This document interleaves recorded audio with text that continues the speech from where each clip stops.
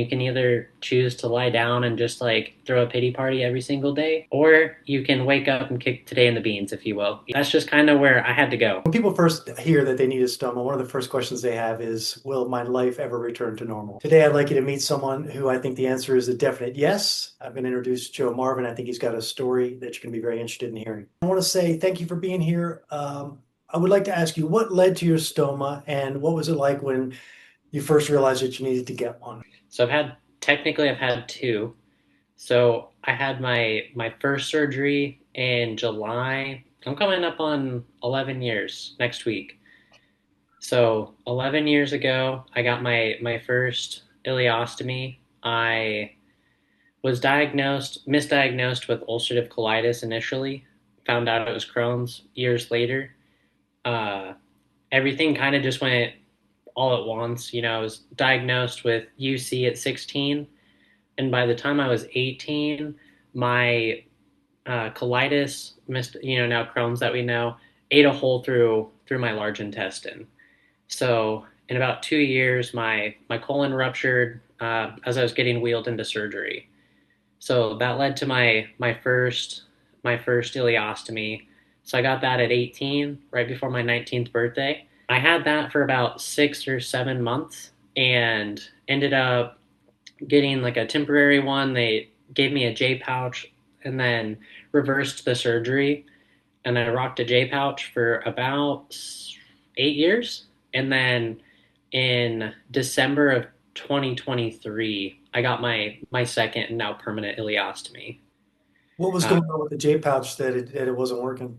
just failed. Yeah, it just kind of failed over time, and I think for a lot of people, like having UC or Crohn's is, especially now looking back at it, I didn't realize how long I was just managing my symptoms and not really realizing like truly how bad things were, because it just got to the point where it was so normal to me. But then now looking back, years later, being like, dude, you were so sick, especially when I got my second ileostomy.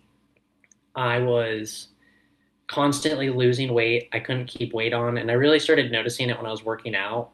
All of a sudden, these like lifts that I was able to do, I couldn't do anymore. Like the weights were so heavy that I was like, I think I might actually die just trying to bench something that I've been able to bench for like 5 years now. I was like, something's wrong. And that's when I started noticing like my shirt sizes felt way too big. My pant size is going down like crazy. I'm eating constantly and I cannot keep weight on.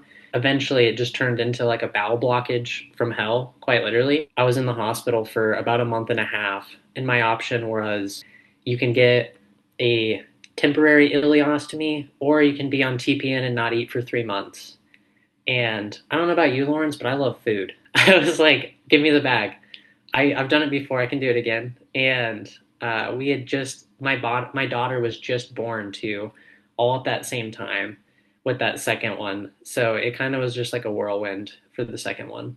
Let's talk about after the second surgery. What was the biggest challenge that you were dealing with in terms of knowing that this is now permanent ileostomy, and then maybe any kind of physical adjustments you had to make? Honestly, it was more so of like it wasn't really like my physical body, right? It was more of my daughter was born like almost like it was late October of 2023.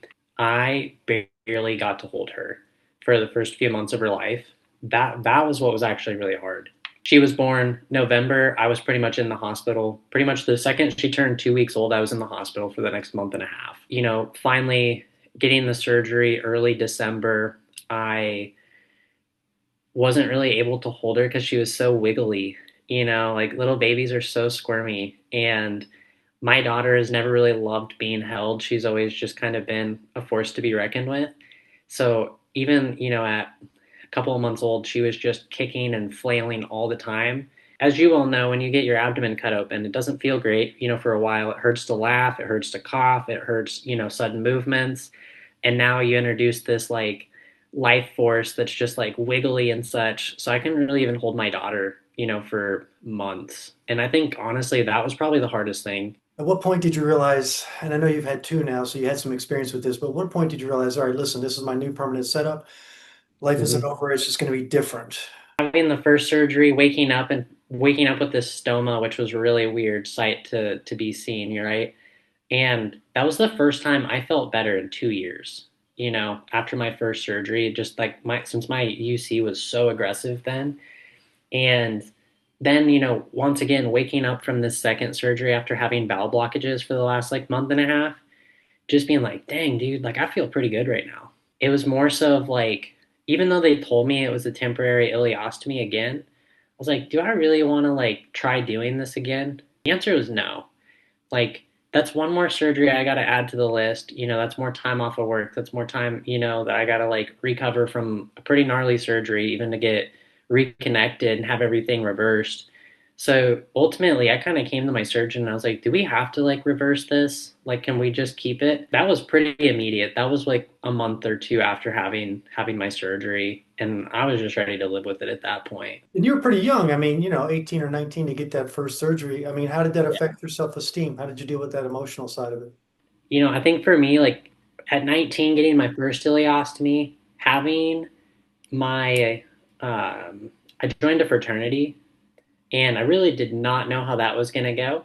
And just because no one really knows what an ileostomy or a colostomy is or an ostomy in general, right? What was really fascinating was I had like a group of dudes, like we lived in like, we had like our own designated fraternity house, if you will. And people would come into the bathroom all the time, and there I was set up at the sink with my little setup, changing my bag, and people would be like, dude, is there any way I can just watch, or can I help you?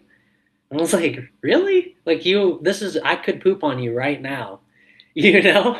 And I was like, whatever, dude. Like, I had some guys that were like going into like the medical industry or had siblings that, eventually ended up getting ostomy. So it was great practice for them before.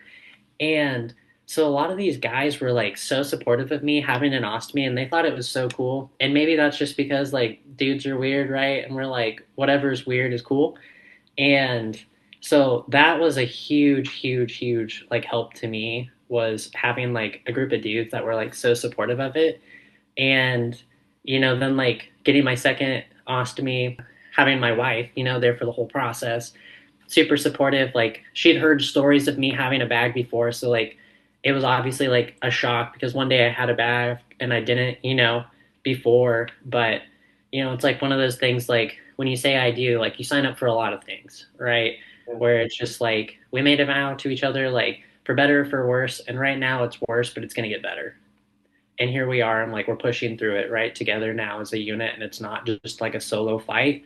So for me, it was always like I had somebody helping me despite whatever was going on. Did you ever have, insecurities about the way you were now going to look and appear to other people? And I mean, did you ever have any of that shame identity? Oh yeah, that's dude, and that's where stealth belt literally changed the game for me. Was like you're gonna get, like wearing like a tight shirt, for example, right? Like if you're like a fit dude, I'm a pretty fit dude. I'm not a big guy. I'm a short king, okay? I'm 5'8" on a good day. And so like having like a short height and stuff like that, and then like if you wear like any kind of clothing that isn't really baggy, right? The second your bag starts ballooning or filling up in general, especially if you have like high output, like I did for a very long time before I kind of figured out my diet. Like all of a sudden to me it feels like, hey, everyone's just going to look at your stomach because like you're actively pooping or you're having gas, and that's everything anyone's ever going to see, right?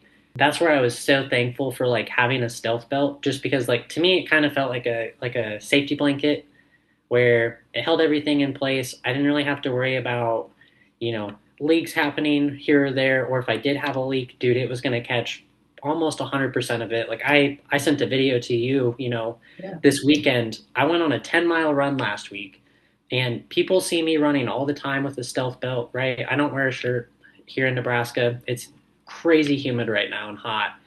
And people see me running with a stealth belt all the time. They literally think it's just running gear, and I'm actively pooping while I'm running 10 miles. No one knows. I'm having a great time.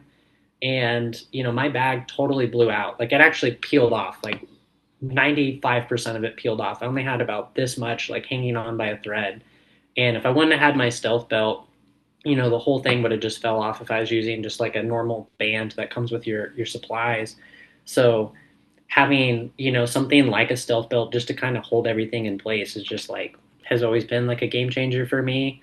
How does running help you deal with your lifestyle now, the ostomy, and your just general outlook? So I wasn't a runner before my ostomy really. I ran a little bit in college, got away from it.